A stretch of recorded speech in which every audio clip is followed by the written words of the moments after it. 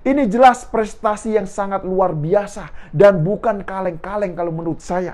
Ya pokoknya beda banget sama gerombolan kadrun yang prestasinya ini cuma demo berjilid-jilid ngarepin dapat imbalan nasi bungkus.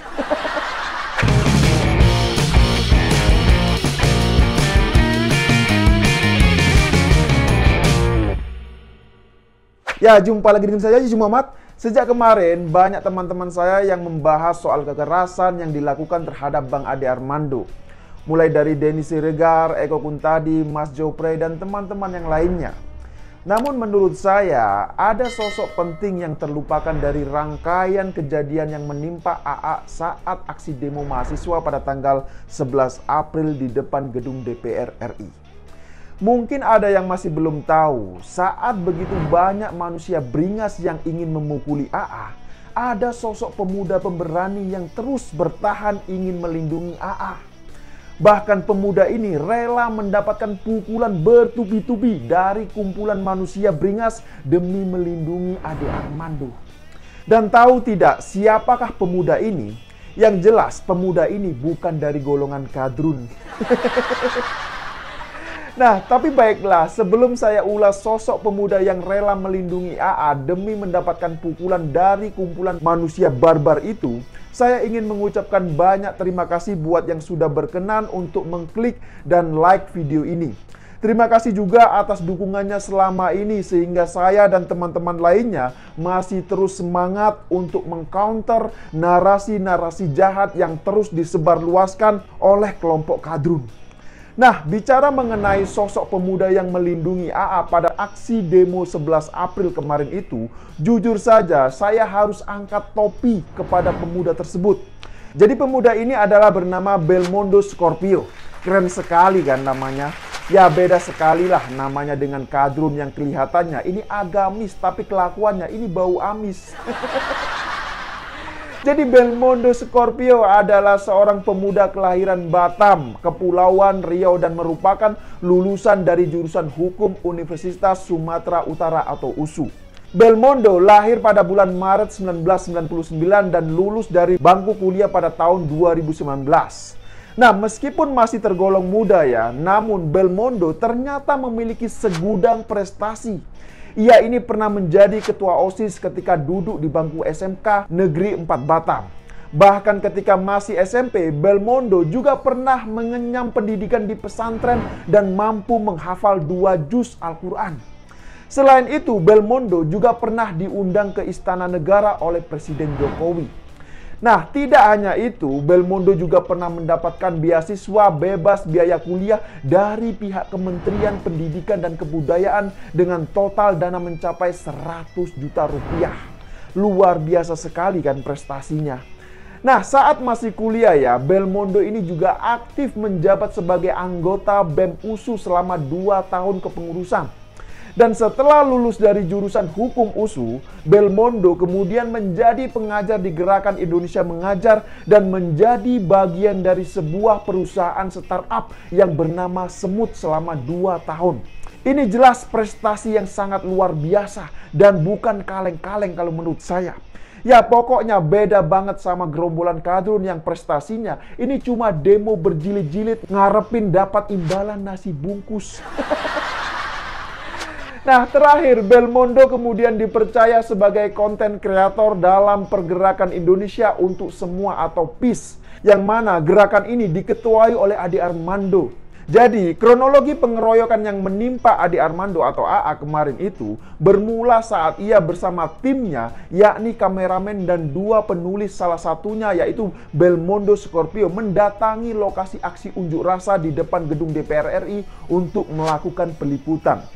Nah, saat mereka usai melakukan peliputan, tiba-tiba terdapat emak-emak yang meneriaki Ade Armando sehingga memancing reaksi keributan massa dan berujung pada insiden pengeroyokan AA. Dan pada saat AA dikeroyok, Belmondo pun sempat melindungi AA dan akhirnya terpaksa meminta pertolongan kepada aparat kepolisian. Ya, tapi biar lebih jelas ya, silakan disimak terlebih dahulu cuplikan videonya berikut ini. Diskusi mana? Tolong Pak. Ade Armando dipukuli Pak. Pak, tolong Pak. Kilometer 45 Kita sama rakyat. Apa kabar? Pak, tolong Pak. Pak, Haji Armando dipukuli. Ada yang dipukuli Pak. Nah, gimana? Luar biasa sekali kan jiwa sosialnya ini. Ini bukan lagi bicara soal politik atau apa ya. Namun ini bicara soal kemanusiaan. Mau berbeda pandangan apapun ya silakan. Tapi kemanusiaan ini tetap harus dinomorsatukan. Ya sekarang pertanyaannya, di mana jiwa sosial para mahasiswa itu ketika melihat AA dikeroyok secara brutal oleh gerombolan kadrun? Di mana rasa empati mereka itu? Nah, di mana suara Badan Eksekutif Mahasiswa atau BEM UI? Bukankah mereka katanya paling keren dan punya intelektual tinggi? Tapi percuma saja punya intelektual tinggi jika hati nurani dan rasa empati mereka terhadap sesama ini telah mati. Semua itu tidak ada artinya sama sekali kalau menurut saya. Malah yang lebih parahnya lagi adalah baru-baru ini BEM UI mengunggah video meme bahwa negara ini semakin mundur menurut mereka coba. Lah ini apa-apaan coba? Emangnya parameter apa saja yang dijadikan rujukan atau referensi oleh mereka sehingga mereka bisa menyimpulkan bahwa negara ini sedang berjalan mundur? Ya memang sih kalau dibilang bahwa pemerintahan saat ini sudah sempurna, mungkin belum sempurna. Tapi harus diakui juga bahwa sejak di era pemerintahan atau Presiden Soekarno hingga Presiden Jokowi saat ini, negara ini terus mengalami kemajuan. Dan melalui video ini, saya berani adu data dan berdebat dengan pihak BEM UI. Saya siap meladeni kalian semuanya. Silakan tentukan saja di mana waktunya dan kapan. Berani nggak mereka ini debat pakai otak? Atau jangan-jangan otak mereka ini sedang berjalan mundur? Ya asal tahu saja, yang dibutuhkan negara saat ini adalah kritikan-kritikan yang bersifat konstruktif. Jadi bukan hanya sekedar nyinyiran dan hinaan. Kalau BEM UI ini cuma bisa bikin meme yang memuat pesan konotasi negatif, ya terus apa bedanya mereka dengan kumpulan para buzzer MCA coba? Bener gak? Nah, apakah mereka tidak tahu bahwa baru-baru ini Sekretaris Jenderal PBB Antonio Guterres mengumumkan bahwa Presiden Jokowi dipilih sebagai anggota Champion Group of the Global Crisis Response Group atau GCRG? Apakah mereka tidak tahu bahwa tidak semua pemimpin negara dipilih sebagai anggota GCRG? Ya sekedar informasi saja bahwa GCRG ini punya tujuan untuk mendorong konsensus global serta melakukan advokasi solusi untuk mengatasi krisis pangan, energi, dan keuangan global. Dan kalau Indonesia tidak punya pengalaman itu semua, apa mungkin Presiden kita saat ini, Presiden Jokowi, dipilih secara langsung sebagai anggota GCRG oleh pihak Sekjen PBB? Ya coba dipikir. Nah, kemudian apakah mereka juga tidak tahu bahwa Bank Dunia akhir bulan Maret kemarin ini menyebutkan bahwa Indonesia telah berhasil melewati masa krisis jauh lebih baik dibandingkan dengan negara-negara lain? Ya asal tahu saja, hantaman badai virus corona telah banyak membuat ekonomi negara di dunia ini menjadi terpuruk. Dan bersyukur Indonesia termasuk yang terbaik dalam mengatasi persoalan pandemi virus corona. Ya jadi sekali lagi pertanyaan buat BEM UI.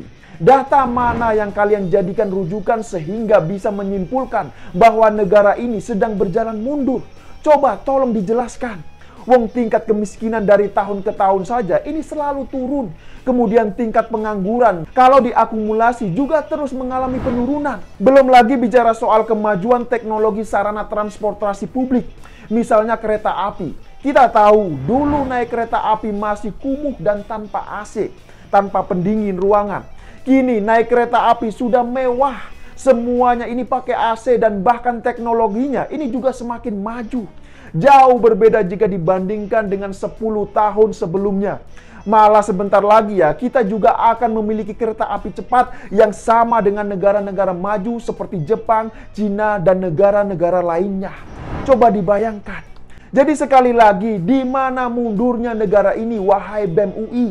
Apakah kalian juga tidak tahu dulu ketika di zaman Orde Baru, satu kampung yang punya televisi paling hanya beberapa orang saja, hanya beberapa keluarga saja. Apalagi sepeda motor. Lah sekarang, semua orang punya televisi, semua orang punya smartphone, semua orang punya sepeda motor. Jadi apanya yang semakin mundur ini, wahai BEM UI? Coba tolong jelaskan kepada publik semua agar mereka ini tahu. Dan dengar-dengar ya, tanggal 21 April nanti BEM UI akan mengadakan demo lagi untuk menolak wacana penundaan pemilu 2024 coba. Lagi-lagi demo. Lah ini apa-apaan coba? Wong jadwal pemilu sudah jelas, kok masih mau demo soal wacana penundaan pemilu 2024? Ini gimana ceritanya coba? Jujur saja ya, saya jadi curiga, jangan-jangan ini semua adalah demo pesanan. Karena Bohir ini sudah terlanjur mengirimkan logistiknya. Ya, saya kira demikian dululah opini singkat Oke Dong kali ini. Sekali lagi terima kasih buat Belmondo Scorpio yang telah melindungi AA dari keroyokan para binatang buas itu. Dan tentu tidak lupa juga saya ucapkan banyak terima kasih buat para polisi yang telah menyelamatkan AA. Bahkan kabarnya banyak sekali pihak polisi yang terluka. Ya, saya pikir itu pesan saya, jangan pernah lelah untuk mencintai dan menjaga negeri ini. Sekali lagi terima kasih buat yang sudah like dan menonton video ini dari awal hingga akhir. Dan sampai jumpa di episode Oke Dong selanjutnya.